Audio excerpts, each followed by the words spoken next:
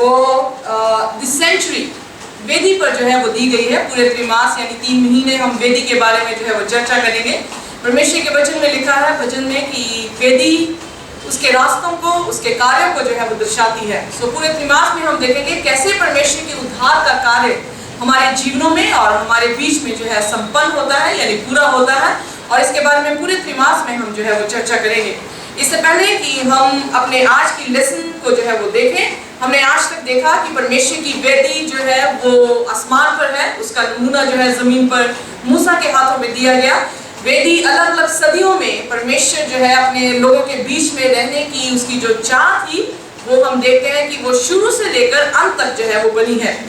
अगर आप उत्पत्ति उसके पहले 2 अध्याय देखें या प्रकाशित वाक्य उसके दूसरे लास्ट आखिर जो है 2 अध्याय अगर हम देखें तो हम वहां पर ये पाते हैं कि परमेश्वर अपने लोगों के बीच में है पाप से पहले, और पाप जब खत्म हो जाएगा उसके बाद परमेश्वर अपने लोगों के बीच में रूबरू जो है वो नजर आएगा। परमेश्वर अपने लोगों के बीच में जो है वो रहेगा और हम सब उसके लोग होंगे।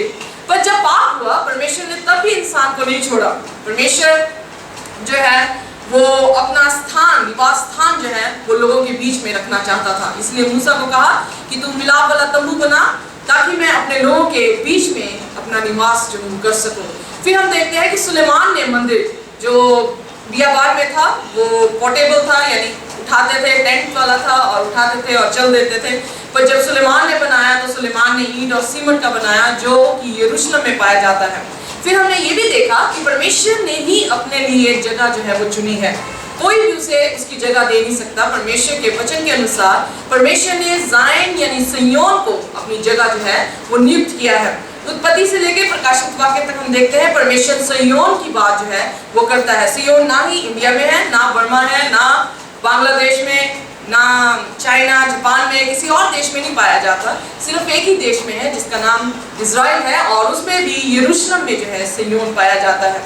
सो परमेश्वर ने मुक्ति को जो है वो यरूशलेम से ही जो है पूरी धरती पर पहुंचाया है। ये उसका निवास स्थान है। हमने देखा कि जब प्रभु यीशु मसीह अपना नया यरूशलेम इस जमीन पर टिकाएगा तो वो भी जो है वो सिय्योन में ही जो है टिकाया जाएगा। सो इसीलिए हम भजन भी गाते हैं, सिय्योन देश हमारा देश, रहते हम परदेश। सो कितना ही खूबसूरत बात है। फिर हमने ये पाया कि परमेश्वर हमारा पश्चाताप वो भी है। प्रभु यीशु मसीह सेंचुरी में हमने 3 जो है वो कमरे देखे, 3 कमरों में हम अलग अलग पार्ट से सीखे कि वेदी का जो ऑल्टर था, वेदी जहाँ पर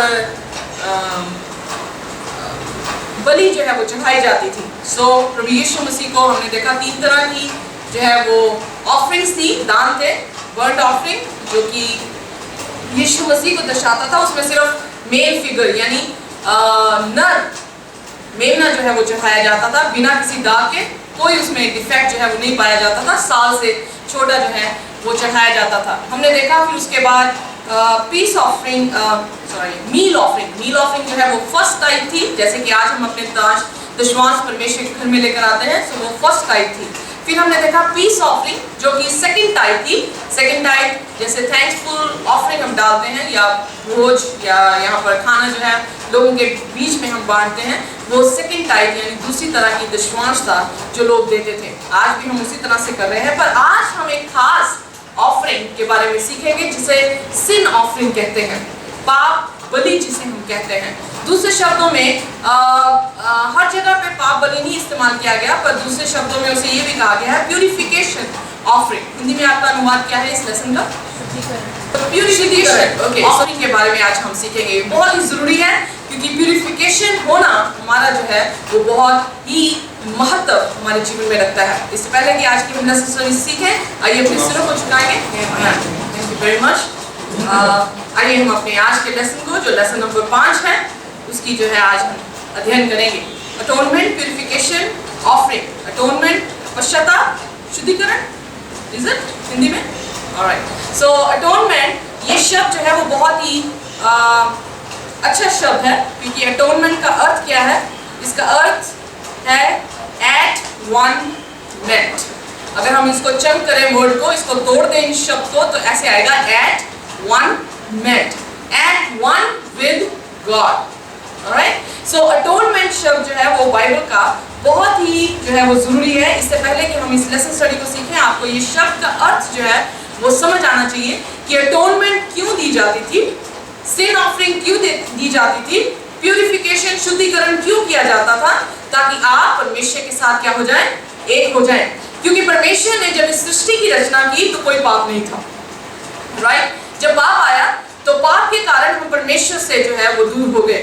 कोई ऐसी आयत जो आपको याद हो जिसमें आप ये समझते हैं कि पाप ने आपको परमेश्वर से दूर किया है? If you have any verse in your mind, you can share with us. अगर आपके पास कोई ऐसी आयत है जो आपको स्मरण कराती है कि पाप ने आपको परमेश्वर से अलग किया है, तो आप उसे बांट सकते हैं।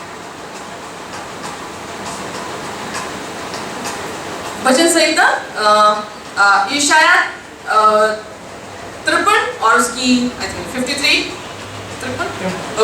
उसकी 6वीं आयत में लिखा है, हम तो सब के सब भेड़ों की नाई भटक गए थे, हम में से हर एक ने अपना अपना मार्ग लिया और यहोवा ने हम सबों के अधर्म का बोझ उसी पर लाद दिया।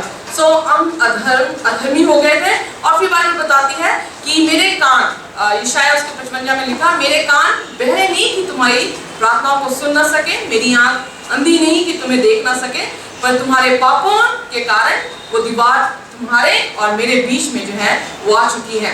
जब वो पाप आए और बाइबल बताती है कि वो पाप हमारे और परमेश्वर के बीच में ऐसी दीवार थी, तो उस दीवार को तोड़ना जो है वो जरूरी था। इसी को एनवायरनमेंट कहते हैं कि हम परमेश्वर के साथ एक हो जाएं। दीवार पाप की आपको परमेश्वर से अलग करती है। कौन सी ऐसी चीज है जो दोबारा आपको परमेश्वर के साथ एक कर दे, उसके बारे में आज हम चर्चा करेंगे। आइए हम अपनी याद करने की आयत को जो है वो खोलेंगे, जो कि पहला पत्रस उसका पहला अध्याय और उसकी 18वीं और 19वीं आयत है।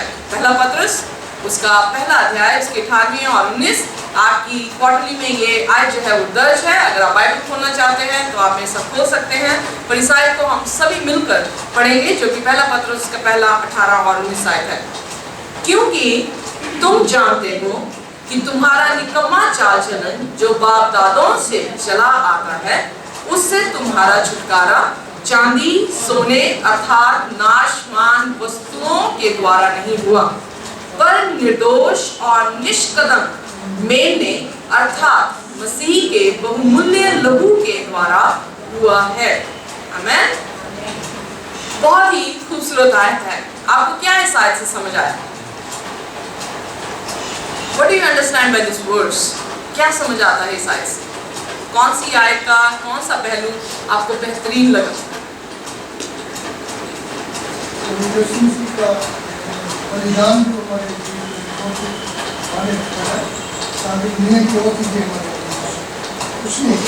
Very good. प्रभु यीशु मसीह का बलिदान सोने और चांदी से जो है वो बहुमूल्य है। ओके, आप सोने और चांदी से निजात या बचाव जो है वो नहीं कर सकते। अगर आप ध्यान से देखें, सोना चाहे 50 साल तक भी दबाया हो, वो कभी डिटोरेट यानी उसमें कोई भी रंग या कुछ खराबी जो है वो नहीं आती, वो एज इट इज सोना ही रहता है। ओके, पर फिर भी परमेश्वर यहाँ पे ये कहना चाह रहा है कि ये सोना और चांदी क्या है? नाशवान है।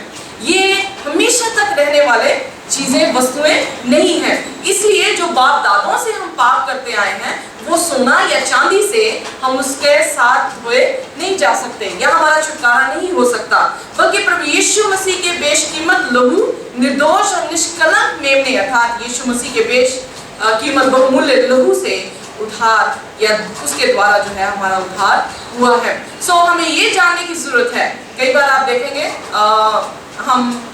जब हम परमेश्वर के वचन को ज्यादा नहीं जानते थे और गाना सुने कि there is power in the blood of the lamb, okay, या जब मैं जवान थी तो मैं ये सोचती थी कि क्यों बलि जो है वो चढ़ाई जाती थी, क्यों लहू को बहाया जाता था, क्यों निर्दयी मेमना जो है वो काटा जाता था, क्या बात है उस मेमने में जो वो चढ़ाना जो है वो बहुत ही जरूरी था। पुराने नियम में सुबह और शाम बलि चढ़ाई जाती थी। पुराने नियम में बर्ट ऑफरिंग, होम बलि, उसके साथ साथ ही जो है वो मेल बलि, उसी के साथ जो है वो मील ऑफरिंग जो है वो चढ़ाया जाता था। सो इन सभी में जो है हम कुछ ना कुछ पा चुके हैं कि क्या अर्थ जो है वो रखते हैं। आज हम देखेंगे कि ये बेशकीमत लहू असल में क्या करता है। Why we proclaim the blood of Christ? क्यों हम यीशु के लहू पर विश्वास करते हैं? क्यों यीशु का लहू हमें जो है वो साफ करता है? इससे पहले मैं यीशु के लहू के बारे में चर्चा करूं, मैं आपसे ये पूछना चाहती हूँ, लहू क्या करता है आपके जीवन में? लहू में क्या प्रॉपर्टीज हैं, क्या विशेषताएं हैं? पहली बात, लहू में जीवन है। सो लहू जो है वो जीवन देता है। दूसरी बात, ताकत आपको बख्शता है। Very good. और लहू क्या करता है?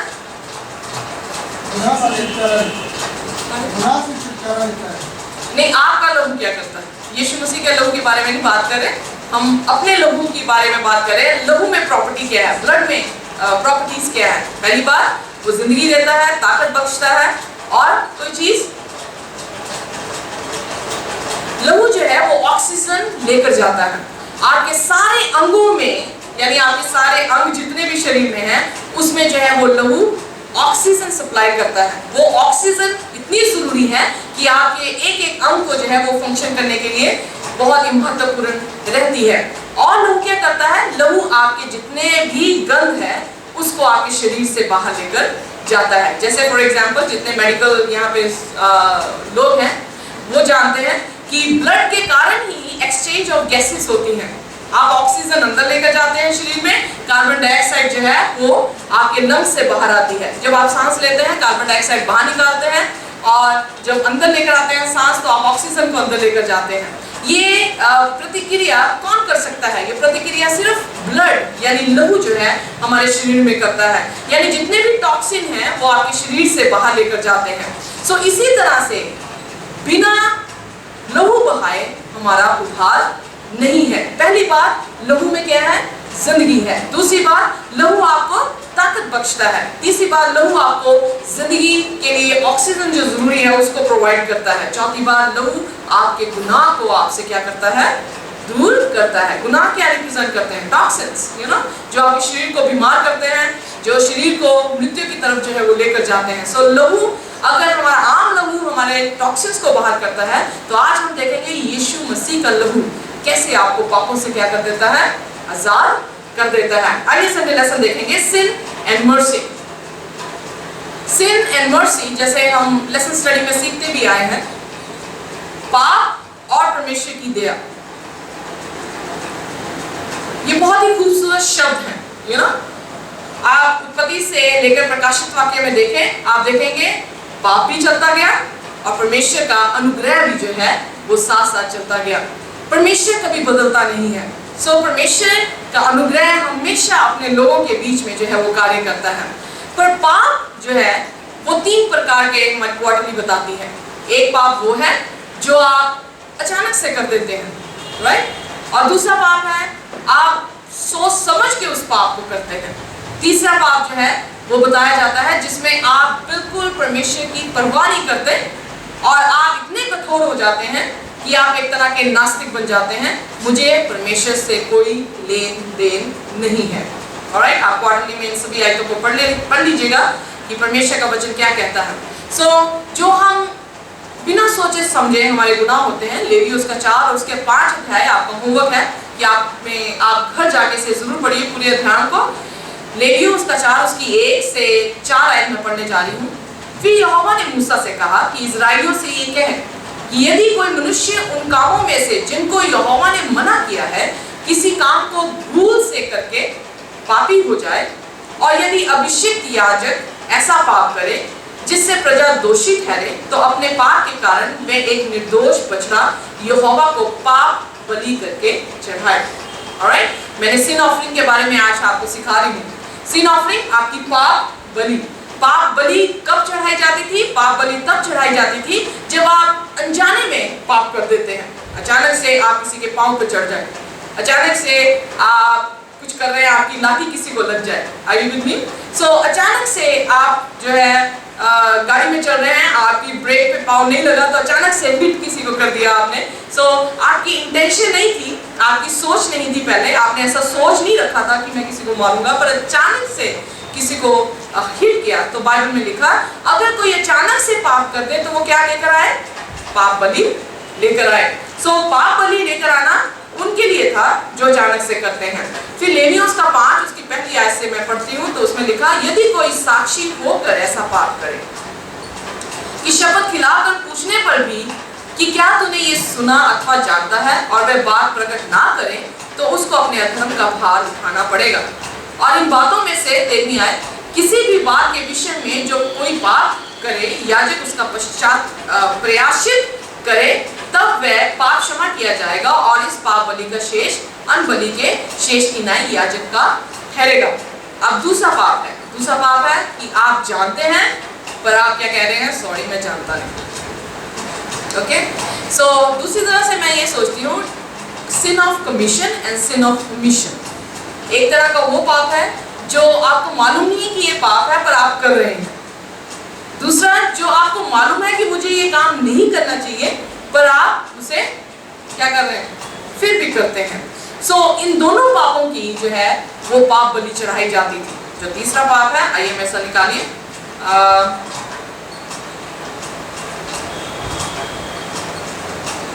rebellious sin, high-handed, no remission of sin।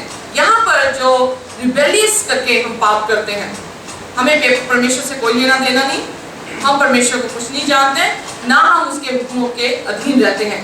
गिनती उसका 15 उसके 3 में लिखा, परंतु क्या देशी क्या परदेशी जो प्राणी ढिठाई से कुछ करे, ये यहोवा का अनादर करने वाला ठहरेगा, और वह प्राणी अपने लोगों में से नाश किया जाएगा। मैं क्यों ये सिन के बारे में आपको बता रही हूँ, क्योंकि 2 सिन की पाप बलि है, माफी है, पर एक ऐसा पाप है जिसकी माफी नहीं है। वो कौन सा पाप है? वो है रिबेलियस पाप। बाइबल में कौन है जिसने रिबेल किया, यानी विरोध किया, या और क्या शब्द होता है रिबेल का? विरोध या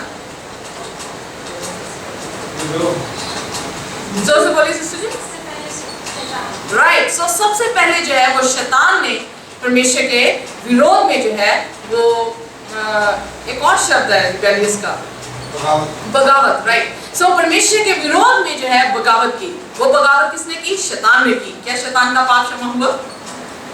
नहीं हुआ। क्यों?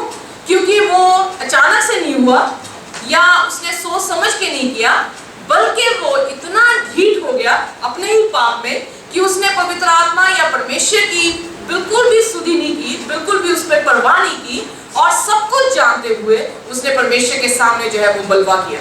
Are you with me? Okay? So इसीलिए बाइबल में लिखा, तुम यीशु के विरुद्ध में कुछ भी कह दोगे तो तुम्हारा पाप क्षमा हो जाएगा, पर जो कोई पवित्र आत्मा के विरोध में पाप करेगा वो पाप कभी भी क्षमा नहीं होगा। वो पाप क्या है जो पवित्र आत्मा के विरोध में हम पाप करते हैं? इब्रानियों उसका 10 उसके 26 में लिखा, क्योंकि सच्चाई की पहचान प्राप्त करने के बाद यदि हम जानबूझकर पाप करते रहें तो पापों के लिए फिर कोई बलिदान बाकी नहीं है। उस पाप के लिए कोई भी बलिदान बाकी नहीं है। जो पाप हम सत्य जान गए फिर भी जानबूझकर हम पाप करते चलते हैं। यानी जैसे मैं एग्जांपल देती हूँ, कोई भी शराबी है, उसे मालूम है कि उसे मालूम पड़ गया बाइबल में परमेश्वर कहता है कि हम शराब ना पिए, पर वो फिर भी पीता जाता है। अगर पूछा जाए उससे कि आप शराब क्यों पी रहे हैं, तो वो आपको बताएगा क्योंकि मुझे अच्छा लगता है, यू नो, मुझे अच्छा लगता है। सो इसका अर्थ क्या है? उसका अर्थ ये है, कोई भी क्रिश्चियन अगर शराब पी रहा है और पीता ही चला जा रहा है, चर्च में भी आ रहा है, वचन भी सुन रहा है, और फिर भी वो शराब की लत में जो है वो लगा जा रहा है, परमेश्वर का आत्मा उससे बार बार कहता है कि इस चीज को जो है वो छोड़ दे। परमेश्वर का कलाम उससे बातचीत करता है, पर वो इतना ढीठ हो जाता है कि वो अपने इस पाप को छोड़ना नहीं चाहता। जब वो इस पाप को छोड़ना नहीं चाहता तो वो एक तरह का परमेश्वर के विरोध में क्या करता है? बलवा करता है। एक तरह का पवित्र आत्मा के विरोध में जो है वो पाप करता है, और जो पवित्र आत्मा के विरोध में पाप करता है उसकी माफी नहीं हो सकती। इसीलिए बाइबल में लिखा कि जो ढिठाई से पाप करे, जानबूझकर पाप करे, उसके लिए उसके अधर्म का जो है वो कोई भी पाप बलि जो है वो नहीं पाई जाती। इसलिए संडे लेसन में लिखा कि परमेश्वर फिर भी माफ करता है। मैं कहानी आपको बताऊंगी जो कि दूसरा इतिहास, आइए में से निकाल लीजिए, दूसरा इतिहास और उसका 14 अध्याय और उसकी 9वीं और 14वीं आयत हम पढ़ेंगे। पर इससे पहले मैं पढ़ूं, मैं बैकग्राउंड इस कहानी की बताना चाहती हूँ। ये कहानी है दाऊद की। दाऊद जो है उसके 2 पुत्र थे, अम्नोन और अब्सलोम। अम्नोन जो है वो अपनी हाफ सिस्टर यानी चचेरी बहन, यानी पिता सेम था, माएँ डिफरेंट थी, उस चचेरी बहन को जो है उसने बलात्कार उसके साथ किया। और जब बलात्कार हुआ तो अब्सलोम जो उसका तमार का असली भाई था, उसको गुस्सा आया और उसने जो है अम्नोन को मार दिया। जब अम्नोन को मार दिया तो अब्सलोम अपने घर से जो है वो भाग गया। अब्सलोम जब भागा तो ये जो दाऊद था उसे दर्द जरूर था, पर वो अब्सलोम के लिए इतना दर्द नहीं था उसका जितना कि उसके अम्नोन के लिए था। पर अम्नोन को उसने करेक्ट भी नहीं किया। ओके, सो दाऊद अम्नोन को करेक्ट भी नहीं किया कि उसने गलत काम किया, और इसके कारण जो है अब्सलोम ने कदम उठाकर अपने भाई को मार दिया। अब यहाँ पर कहानी आती है एक ऐसी औरत की जो कि बहुत ही बुद्धिमान थी। तकोआ से जो है ये औरत आई थी, और जोआब ने जो है इसे भेजा था, जो कि उसका एक तरह का नेफ्यू भी था, भतीजा भी था, और उसके जनरल भी था, आर्मी का जनरल था। वो इस औरत को दाऊद के पास भेजता है। जब इसको लेकर आता है तो ये तकोआ की औरत जो है वो इस तरह से प्रिटेंड करती है कि वो बहुत ही शोक में है और उसके साथ बहुत ही अत्याचार हो रहा है, और वो राजा के पास आकर रोती है, बिलखती है कि मेरे 2 ही बच्चे थे, मैं अब विधवा हूँ, मेरा पति मर गया है, मेरे दोनों बच्चों में लड़ाई हुई, एक बच्चे ने जो है दूसरे बच्चे को मार दिया, और अब सारी दुनिया जितने भी वहाँ के लोग हैं वो मुझसे कह रहे हैं कि दूसरा बेटा हमें दे, क्योंकि हम इसका न्याय करेंगे, इसे मार देंगे। मेरे पास तो कोई भी रहा नहीं, ना मेरा पति है ना कोई और बच्चा है, मेरी वंशावली, पति की जो वंशावली है वो कैसे चलेगी, तू मुझ पर दया कर। तो जब दाऊद ने ये कहानी सुनी, दाऊद कहता कि ठीक है, डोंट वरी, फिक्र न कर, तुझे कोई कुछ नहीं कहेगा, तो तेरा बेटा जो है वो फ्री हो गया। आइए मेरे साथ निकालिए 14 दूसरा सैम्यूल उसकी 14 और उसकी 9वीं आयत। दूसरा सैम्यूल उसका 14 और उसकी 9वीं आयत में लिखा, तकोइन के ने राजा से कहा, हे मेरे प्रभु, हे राजा, दोष मुझी को और मेरे पिता के घराने ही को लगे, और राजा अपनी गद्दी समेत निर्दोष ठहरे। यहाँ पर इस औरत ने जो है वो राजा को कुछ कहा है। राजा को क्या कहा? उसने कहा, मेरे बेटे को जो तू माफ कर दिया है, क्योंकि जब न्याय के सामने राजा या न्यायाधीश बैठता है, जब कोई गुनाह कर देता है उसकी हमेशा पेनल्टी यानी उसका दाम जो है वो चुकाया जाता है। यहाँ पर राजा ने उसे आजाद कर दिया, तो यहाँ पे वो कह रही है कि राजा, वो दोष तेरे पे ना लगे, क्योंकि तू उसे निर्दोष ठहराया, पर तेरे पे दोष ना लगे बल्कि मेरे पे और मेरे घराने पे जो है वो दोष लगे, और तू अपनी गद्दी के समेत जो है वो निर्दोष ठहरे। ये कहानी हमें क्या बताती है, या आपको इस कहानी से क्या समझ आता है? जो तकोया की औरत ने आकर कहानी सुनाई, और फिर राजा दाऊद को वो ये कह रही है कि ये दोष तेरे पे ना लगे, ये दोष मेरे पे लगे। फिर हम देखते हैं 14वीं आयत में, उसमें लिखा, हमको तो मरना ही है और भूमि पर गिरे हुए जल के समान ठहरेंगे। ये साल्वेशन का गॉस्पेल है, ध्यान से पढ़िए। इस आयत को मुझे पहले समझ नहीं आया था, पर अब मैं समझ पा रही हूँ। हमको तो मरना ही है और भूमि पर गिरे हुए जल के समान ठहरेंगे, जो फिर उठाया नहीं जा सकता, तो भी परमेश्वर प्राण नहीं लेता। ओके, इंग्लिश में बड़ा अच्छा शब्द लिखा है, गॉड मीन्स और डिवाइस मीन्स। ओके, परमेश्वर फिर भी ऐसी योजना बनाता है। ओके, यहाँ पे हिंदी में लिखा वो प्राण नहीं लेता, वरन ऐसी युक्ति करता है। युक्ति मीन्स योजना बनाता है कि हमारी जान ना जाए, कि निकला हुआ उसके पास से निकाला हुआ ना रहे। समझ आ रही मेरी बात? इस आयत को समझ आ रही? इस आयत में ये है कि हम जो है वो तब खत्म होने वाले जीवी हैं। हम पाप कर चुके हैं, हम इस तरह से हैं जैसे एक पानी बह जाए और वो जमीन पे आके गिर जाए, उसका कुछ नहीं हो सकता। पर फिर भी परमेश्वर ऐसी युक्ति बनाता है, ऐसी योजना बनाता है, ताकि जो हम उससे दूर चले गए हैं उसको क्या कर दें, वापस लेकर आए।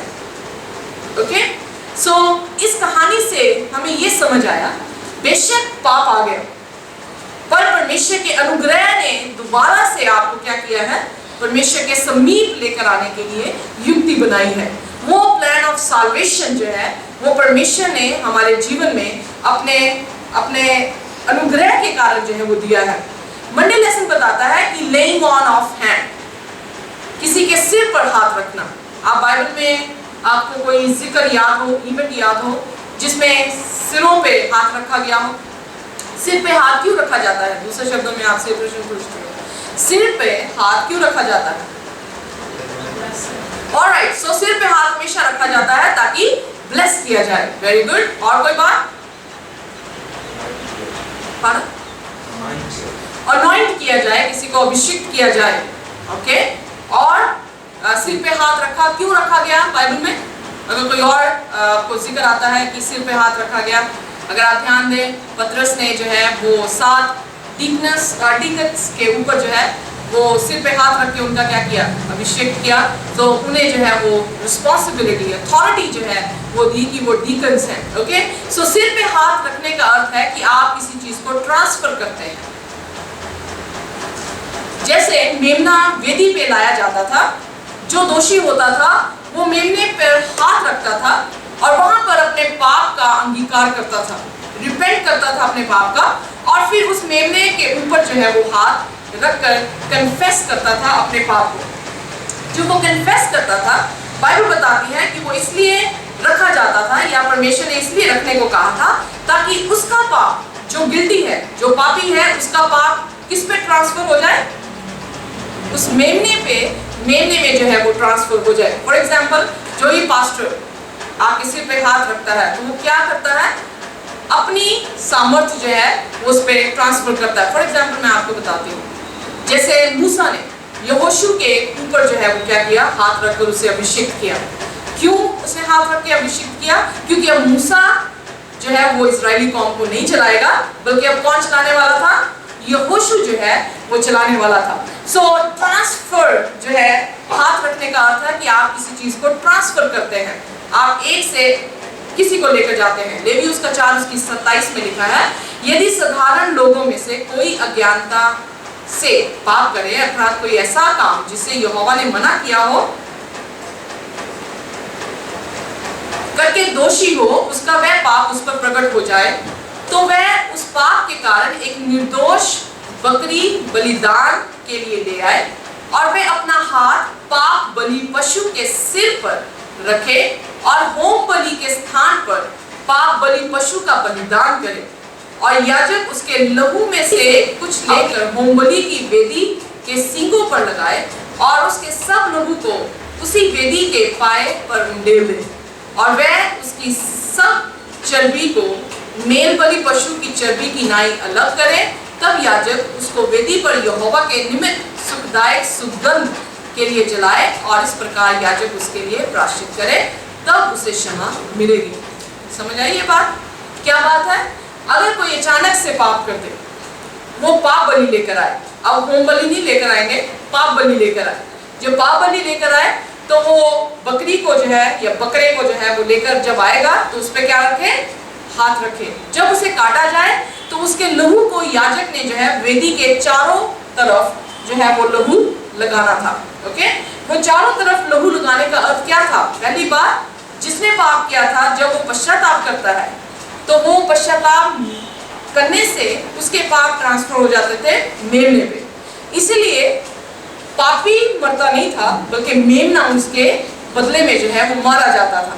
जब मेमना को काटा जाता था तो वो मेमने का लहू हॉर्न्स पे लगाया जाता था, यानी वेदी के चारों ऊपरले तरफ जो लगाया जाता था। उसका ये होता था कि अब दोषी से पाप ट्रांसफर होके मेमने में आए, मेमने से ट्रांसफर होके वेदी पर जो है वो आ गए।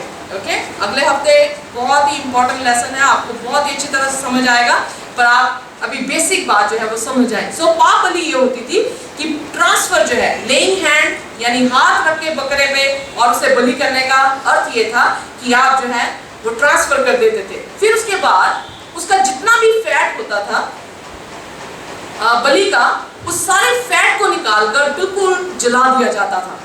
जलाने का अर्थ ये है कि ये बताता था कि एवरीथिंग बिलोंग्स टू गॉड। लहू कभी भी मेमने का खाया नहीं जाता था। ओके, परमेश्वर के वचन में लिखा उत्पत्ति उसके 9 उसकी 4 आयत में कि कोई भी आप मांस खा लो पर कोई भी लहू मत खाना, क्योंकि लहू में क्या है? जीवन है। वो लहू यीशु मसीह के लहू को जो है वो दर्शाता था। सो फिर बाइबल में लिखा कि जितना भी फैट था, चर्बी थी, उसे जला दिया जाता था और फिर याजक होली प्लेस में पवित्र स्थान में जाकर उस मांस को खाता था। अब मैं आगे बताऊंगी वो मांस क्यों खाया जाता था या उसको पका के क्यों खाया जाता था। लेवी उसका 4 उसकी 4थी आयत में लिखा, और वह उस बछड़े को मिलाप वाले तंबू के द्वार पर यहोवा के आगे ले जाकर उसके सिर पर हाथ रखे और उस बछड़े को यहोवा के सामने बलि करे। लेवी उसका 1 उसकी 4 में लिखा, और वह अपना हाथ होम बलि पशु के सिर पर रखे और वह उनके लिए प्रायश्चित करने को ग्रहण किया जाएगा। इससे क्या समझ आता है? अगर यीशु मसीह हमारा मेमना है, अगर यीशु मसीह का बलिदान, हमारा बलिदान जो है वो मेमने का बलिदान जो है वो स्वीकार हुआ, जब आप यीशु मसीह के नाम से अपने पापों का पश्चाताप करते हैं, आप यीशु मसीह के नाम से अपने पापों का अंगीकार करते हैं, पश्चाताप करते हैं, तो फिर वो पाप जो है वो शिफ्ट होकर यीशु मसीह पर डाल दिया जाता है। अगर बाइबल में अगर ध्यान दे तो यीशु मसीह के वचन में क्या लिखा? उसने सारे जगत के पापों को अपने ऊपर उठा लिया। सो एक मेमना या एक बकरा जो है वो पूरी इजरायली कौम के पापों को जो है उठाता था। वो ये दिखाता था कि एक मनुष्य इस धरती पर आएगा, दूसरा आदम आएगा जो सारी धरती के पाप को जो है अपने ऊपर लेकर चला जाएगा। सो इसीलिए आप माफी पाते हैं, आप जब पश्चाताप करते हैं, अंगीकार करते हैं, आप माफी इसीलिए पाते हैं क्योंकि आप नहीं मर रहे, बल्कि आपके बदले में मेमना जो है वो क्या हो जाता है? हलाल हो जाता है। और उस मेमने की जो है वो बलि चढ़ाई जाती है। और वो मेमने का जो बलि चढ़ाना है उसका अर्थ यही है कि परमेश्वर आपको क्षमा कर देता है, पर यीशु मसीह आपके पापों को अपने ऊपर ले लेता है। आइए देखिए, उसके बाद हमारा लेसन है ट्रांसफर ऑफ सिन। फिर दोबारा से जो है यही बताया गया कि कैसे पाप हमारे ट्रांसफर होते हैं।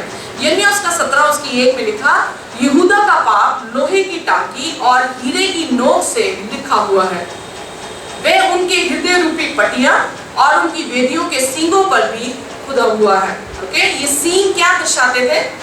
जो वेदी पे सींग थे वो क्या दर्शाते थे? वो दर्शाते थे आपके मॉरल करैक्टर को, राइट? मॉरल करैक्टर को मतलब आपकी प्रकृति को या आपके प्रेम को या आपके झुकाव को दर्शाते थे कि आपका झुकाव यीशु मसीह यानी मेमने पर है, कि उस मेमने का लहू मुझे क्या कर देगा?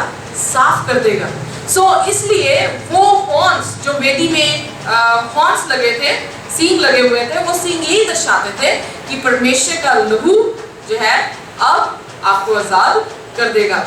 फिर उसके बाद बाइबल में बताया गया है, आइए देखिए, लेवी उसका 4 उसकी 25 में, याजक अपनी उंगली से पाप बलि पशु के लहू में से कुछ लेकर होम बलि की वेदी के सींगों पर लगाए और उसको लहू होम बलि की वेदी के पाए पर उंडेल दे। यानी जब वो मेमना काटा जाता था, उसके लहू को सींगों पे लगा दिया जाता था वेदी के, और पाए पे यानी बॉटम में सारा लहू जो है बहा दिया जाता था। वो लहू पापी के पापों को लेकर गया। ऑलराइट, सो पाप कहां पर आ गया? वेदी पे आ गया। ध्यान दीजिए, पाप कहां पर आए? वेदी पर आए। अब कहने का अर्थ ये है कि पाप ने आपके और परमेश्वर के बीच में दीवार की है, पर डे ऑफ अटोनमेंट एक ऐसा दिन साल में होता था जिसमें आप परमेश्वर के बिल्कुल क्या आ जाते थे? करीब आ जाते थे। उस करीब आने से पहले एक चीज का निकलना जरूरी था, वो था पाप। ओके, एवरी ईयर आपका पाप जो है वो निकल जाता था। जब ओल्ड टेस्टामेंट के हिसाब से आपका पाप, जब आप सुबह शाम वेदी पर परमेश्वर के लहू को, अपने पापों को अंगीकार करते हैं, आपसे आपका पाप निकल जाता है, पर यीशु मसीह पर वो लादा जाता है। यीशु मसीह वेदी में है, सो इसका मतलब यीशु मसीह का लहू वेदी पे जो है वो पहुंच गया है। सो साल में जब एक दिन आता था, वो उस वेदी की सफाई की जाती थी। यानी आपसे भी पाप आउट करना था, वेदी से भी पाप आउट करना था। जब वो वेदी से पाप आउट करेंगे तभी आपका मिलाप यीशु मसीह के साथ होगा, फिर सिर निकल जाएगा, प्रभु का अनुग्रह आप पर आएगा और आप जो है वो बिल्कुल निर्दोष जो है वो घोषित किए जाएंगे। अब मैं एग्जांपल आपको देती हूँ। मुझे नहीं पता आप में से कितने वेदी को अच्छी तरह से जानते हैं इस सबक को, पर जब डे ऑफ अटोनमेंट आता था उसमें 2 बकरे लिए जाते थे। लॉट यानी चिट्ठी डाली जाती थी और उस चिट्ठी में जिसका नाम यहोवा का बकरा आता था वो तो वेदी पे चढ़ा दिया जाता था, और जो लाइफ गोट या स्केप गोट अंग्रेजी में शब्द आया है, और जो दूसरी बकरा होता था उसको मारा नहीं जाता था। क्या किया जाता था? जब वेदी की सफाई उस दिन महायाजक जो है वो मोस्ट होली प्लेस में एंटर होता था। परमेश्वर बताता था ये डिटाई करने वाले लोग हैं जिन्होंने पापों की क्षमा नहीं मांगी, रिबेलियस लोग हैं, इनको क्या करो, कैंप से बाहर लेकर पत्थरवा करके इन्हें क्या कर दो, मार दो। इनके लिए कोई भी होम बलि, इनके लिए कोई भी पाप बलि जो है वो काम नहीं करेगी। सो जिन्होंने पश्चाताप किया होता था उनको अनुग्रह घोषित किया जाता था कि ये जो है वो माफ किए गए हैं। फिर जो पाप था वो स्केप गोट के ऊपर जो है वो डालकर उसे विल्डरनेस में, बियाबान में जो है वो डाल दिया जाता था। अगले हफ्ते मैं ज्यादा इसके बारे में सिखाऊंगी, पर वहां पर भी स्केप गोट पर भी हाथ रखा जाता था। महायाजक उस पर हाथ रखता था और फिर उसे जो है बियाबान में छोड़ दिया जाता था। सो यानी पाप अब वेदी से निकल के किस पे चले गए, स्केप गोट पे चले गए।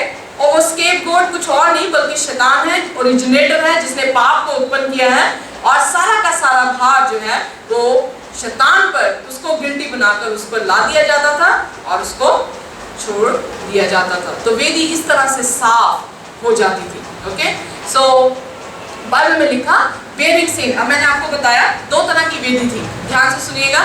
दो तरह की वेदी थी, एक वेदी थी जो कि लोगों के लिए दी जाती थी, दूसरी वेदी थी जो महायाजक के लिए भी और लोगों के लिए भी दी जाती थी। दोनों में सिमिलैरिटी सी थी, दोनों में बकरे बलिदान होते थे, दोनों में जो है कन्फेशन होती थी, दोनों के लहू को जो है वो इस्तेमाल किया जाता था।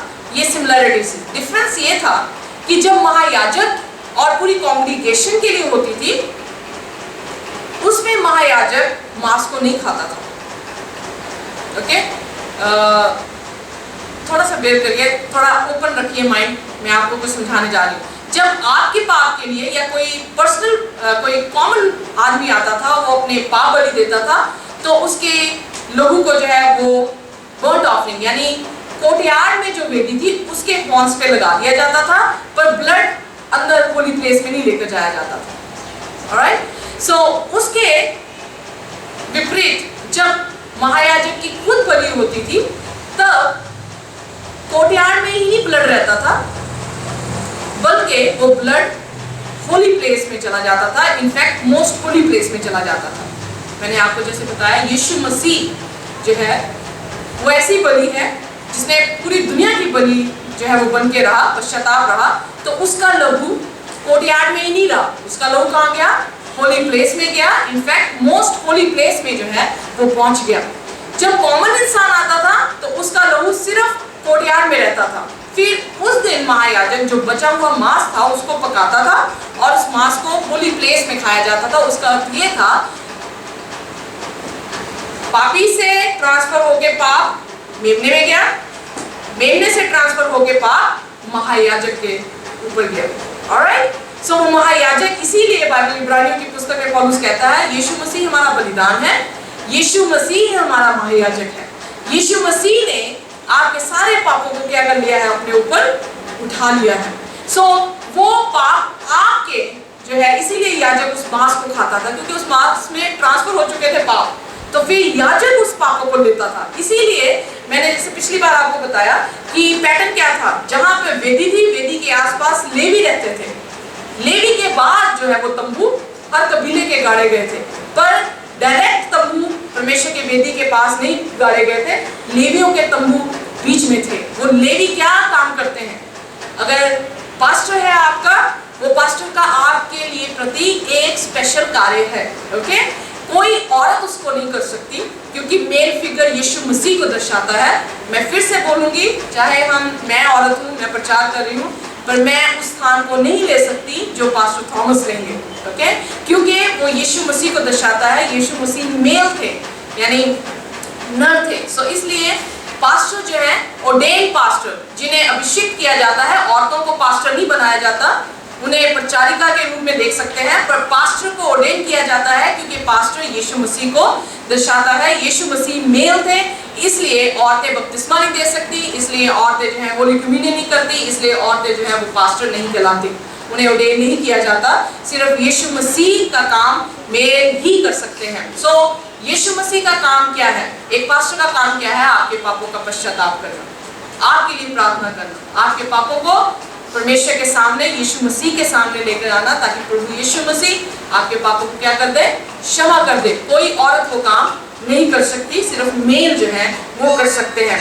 इसलिए बाइबल में लिखा कि आदमी लोग जो है वो खाते थे। फिर फॉरगिवनेस, थर्सडे लेसन बताता है परमेश्वर उन्हें माफ करता था। आइए मेरे साथ निकालिए यशायाह उसका पहला, उसकी 10वीं आयत से हम पढ़ेंगे। बहुत ही खूबसूरत आयत था, पूरा गॉस्पेल इसमें आप पाएंगे। ओके, परमेश्वर, God is good. Let's see, यशायाह 1 उसकी 10। हे सदोम के न्यायियों, यहोवा का वचन सुनो। हे अमोरा की प्रजा, हमारे परमेश्वर की शिक्षा पर कान लगाओ। सदोम और अमोरा पापी थे कि निष्कलंक लोग थे? मैं आपसे प्रश्न पूछ रही हूँ, सदोम और गोमरा अच्छा देश था या बुरा देश था? पाप से भरा था कि पाप से रहित था? पाप से भरा था। सो अब पापियों के लिए जो है बात कही जा रही है। 11वीं आयत, यहोवा ये कहता है, तुम्हारे बहुत से मेल बलि मेरे किस काम के? मैं तो मेढ़ों के होम बलियों से और पाले हुए पशुओं की चर्बियों से अधा गया हूँ, मतलब उग गया हूँ। मैं बछड़ों व भेड़ों के बछड़ों बकरों के लहू से प्रसन्न नहीं होता। तुम जब अपने मुंह मुझे दिखाने के लिए आते हो, तब ये कौन चाहता है कि तुम अपने आंगनों को पांव से रोंदो? ओके, ध्यान दीजिए, प्रभु यीशु मसीह के बारे में यहाँ पे जिक्र आ रहा है। प्रभु यीशु मसीह कलीसिया से कह रहा है, मैं तुम्हारे बलिदानों से प्रसन्न नहीं होता। अगर तुम दहेज की लेकर आते हो, ये मुझे प्रसन्न नहीं करते। अगर तुम कोई चर्च में खाना देते हो, ये मुझे प्रसन्न नहीं करता। अगर तुम कुछ भेंट लेकर आते हो, वो भी मेरे लिए जो है वो काम की नहीं। 13वीं आयत, व्यर्थ अनबलि फिर मत लाओ। व्यर्थ वाली, ओके, व्यर्थ वाली अनबलि ना लेकर आओ। धूप से मुझे घृणा है। जो धूप जलाते हो, जो व्यर्थ है, उससे मुझे घृणा है। फिर बाद में लिखा, नए चांद और विश्राम दिन का मानना। नए चांद और विश्राम दिन का मानना, ये जो उनके ट्रेडिशन में था वो है, सबत के दिन के बारे में नहीं बात कर रहा। और सभाओं का प्रचार करना, ये मुझे बुरा लगता है। महासभा के साथ ही साथ अनर्थ काम करना मुझसे सहा नहीं जाता। तुम्हारे नए चांदों और नियत पर्वों यानी फेस्टिवल्स के मानने से मैं जी से बैर रखता हूँ। वे सब मुझे बोझ से जान पड़ते हैं। मैं उनको सहते सहते उगता गया हूँ। जब तुम मेरी ओर हाथ फैलाओ, तब मैं तुमसे मुंह फेर लूंगा। तुम कितनी ही प्रार्थना क्यों ना करो, तो भी मैं तुम्हारी ना सुनूंगा, क्योंकि तुम्हारे हाथ खून से भरे हैं। यानी खून से भरेगा, फिर भी तुम पापी हो। होम बलि लेकर आ रहे हो, अनबलि लेकर आ रहे हो, पाप बलि लेकर आ रहे हो, फिर भी तुम पापी हो। पाप की दुआ मैं नहीं सुनूंगा, पापी की दुआ मैं नहीं सुनूंगा। ये कौन सी पाप की बात कर रहा है? जो अचानक हो जाए वो पाप की बात कर रहा है, या कुछ सोच समझ के पाप कर रहा है, या रिबेलियस जो ढीठ होकर पाप कर रहे हैं। ये ढीठ होकर पाप करने वालों की बात कर रहा है। फिर कह रहा है 15वीं आयत, जब तुम मेरी ओर हाथ फैलाओ, 16वीं आयत, अपने को धोकर पवित्र करो। परमेश्वर किससे प्रसन्न होता है? परमेश्वर आपकी किसी सेवा से प्रसन्न नहीं होता। परमेश्वर मेरे यहाँ से प्रचार करने से प्रसन्न नहीं होता, जितना इस बात से प्रसन्न होता है कि मैं प्रभु यीशु मसीह से कितना प्रेम करती हूँ। Are you with me? इसलिए कहता, अपने को धोकर पवित्र करो। मेरी आंखों के सामने से अपने बुरे कामों को दूर करो। भविष्य में बुराई करना छोड़ दो, भलाई करना सीखो। यत्न से न्याय करो, उपद्रवी को सुधारो, अनाथ का न्याय चुकाओ, विधवा का मुकदमा लड़ो। यानी हेल्पफुल हो जाओ। परमेश्वर के प्रति प्रेम, अपने भाई के प्रति प्रेम के बारे में कह रहा है। फिर बाइबल में लिखा 8वीं आयत, यहोवा कहता है, आओ हम आपस में वाद विवाद करें। तुम्हारे पाप चाहे लाल रंग के हो, तो भी हिम की नाई उजले हो जाएंगे, और चाहे अंग वाणी रंग के हो, तो भी मैं ऊन के समान सफेद कर दूंगा। फिर बाइबल में लिखा कि जो परमेश्वर की आज्ञा के अनुसार चलते हैं, वो हमेशा सफल होते हैं। यानी आप चाहे प्रभु यीशु मसीह, कुछ लोग ऐसे हैं जो प्रार्थना करते हैं पर उनकी प्रार्थना में यीशु के साथ बातचीत बिल्कुल नहीं है। ओके, उनकी प्रार्थना जब आप सुनेंगे आपको पता लगेगा कि रूटीन वाली प्रार्थना है। वो ऐसे ही उन्होंने सीखी है, बाप दादों को आशीष दो, चाचों को आशीष दो, पोतों को आशीष दो, गाय भैंसों को आशीष दो, you know, some people they pray like that, कुछ लोग ऐसे प्रार्थना करते हैं। प्रभु यीशु मसीह हमारे दानों से प्रसन्न नहीं होता, वो आपके दानों से अमीर नहीं होता, वो आपके दिए हुए चीजों से प्रसन्न नहीं होता। वेल इट इज गुड, ये बहुत अच्छा है, परमेश्वर को अच्छा लगता है कि आप अपने दान लेकर आते हैं, पर अगर वो बुरे दिल से आए हैं तो फिर वो भेंट स्वीकार नहीं होगी। इसीलिए पौलुस कहता है जो खुश दिल से दान देते हैं, परमेश्वर उनसे क्या है, प्रसन्न होता है। सो परमेश्वर आपको चाहता है, इसलिए इब्रानियों उसकी 12 उसकी 1 में लिखा है, मैं सब पढ़िए जोर से सिस्टर संध्या, रोमियो उसका 12 और उसकी पहली और दूसरी आयत। पर परमेश्वर हमारी जिंदगियों से खुश होता है, हम कैसे अपनी जीवन को बिताते हैं ये मायने रखता है। अगर आप पाप में हैं फिर भी आप यहाँ पर देश की लेकर आ रहे हैं तो वो देश की किसी काम की नहीं, ओके।